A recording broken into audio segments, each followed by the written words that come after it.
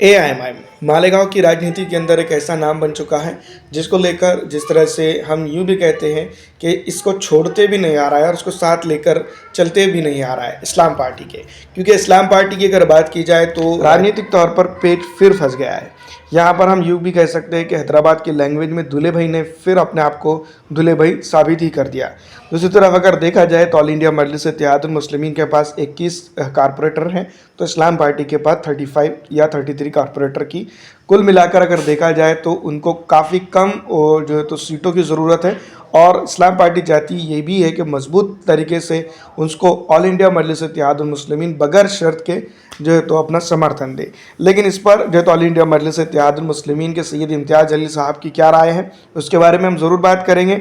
लेकिन दूसरी तरफ अगर देखा जाए तो मालेगांव की महानगर पालिका के चुनाव के बाद एमआईएम ने जो है तो अपना गठनेता अब्दुल मलिक साहब को जो है तो मालेगांव के अंदर घोषित कर दिया है। और इसमें जो है तो काफ़ी ट्विस्ट बनकर फिर एक बार निकल के सामने ये आ रहा है कि ऑल इंडिया मजलिस इत्तेहादुल मुस्लिमीन ने सीधी तौर पर यह बात कह दी या समझा दी है कि वो विपक्ष में फिलहाल बैठेंगी। जनता ने उनको विपक्ष का मत दिया है तो यहाँ पर वो विपक्ष में रहेंगी। अगर जनता उनको सत्ता के लिए देती तो मालेगांव के अंदर वो सत्ता स्थापित करने की पूरी कोशिश करती। दूसरी तरफ अगर देखा जाए तो अब इस्लाम पार्टी की बात करें जो अभी अभी ऑल इंडिया मजलिस इत्तेहादुल मुस्लिमीन के कार्ड के तौर पर वजूद में आई है, इस तरह का यहाँ के लोगों का मानना है। दूसरी तरफ अगर देखा जाए तो ऑल इंडिया मजलिस इत्तेहादुल मुस्लिमीन के महाराष्ट्र प्रदेश अध्यक्ष और जो है तो एमआईएम के मालेगांव के आमदार दोनों ने मिलकर राजनीतिक तौर पर अब्दुल मलिक को अपनी पार्टी का नेता घोषित कर दिया। दूसरी तरफ अगर देखा जाए तो सत्ता की राजनीति के लिए जो है तो अपना रास्ता उन्हें सीधी तौर पर विपक्ष में बैठने का फैसला जो है तो ये दिखाई दे रहा है। दूसरी तरफ अगर हम देखते हैं तो ऑल इंडिया मजलिस इत्तेहादुल मुस्लिमीन ने यह भी कहा है कि गुस्ताख रसूल के साथ जो है तो इस्लाम पार्टी जिसके नाम में ही इस्लाम है तो वो क्या यहाँ पर सत्ता बनाएंगी या फिर वो विपक्ष में ही बैठेंगी। तो सबसे अहम और इम्पॉर्टेंट सवाल अब ये खड़ा होता है कि ऑल इंडिया मजलिस इत्तेहादुल मुस्लिमीन ने इस तरह की गुगली क्यों फेंकी।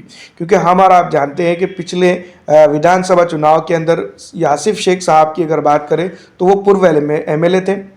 उन्होंने सीधी तौर पर कड़ी चुनौती के साथ जो है तो मोहम्मद मुफ्ती इस्माइल साहब के लिए मुश्किलें पैदा की थी एमएलए के चुनाव के अंदर। तो उसी का तरीक़ेकार या उसी का ही तिर्याक के तौर पर ऑल इंडिया मजलिस इत्तेहादुल मुस्लिमीन यहाँ ये काम करते हुए नज़र आ रही है।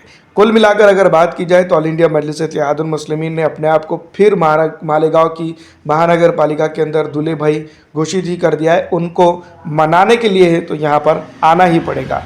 फिलहाल दोस्तों राजनीति तो होते रहेंगी। इस वीडियो में इतना ही। अच्छी लगने पर लाइक ज़रूर कर दीजिएगा।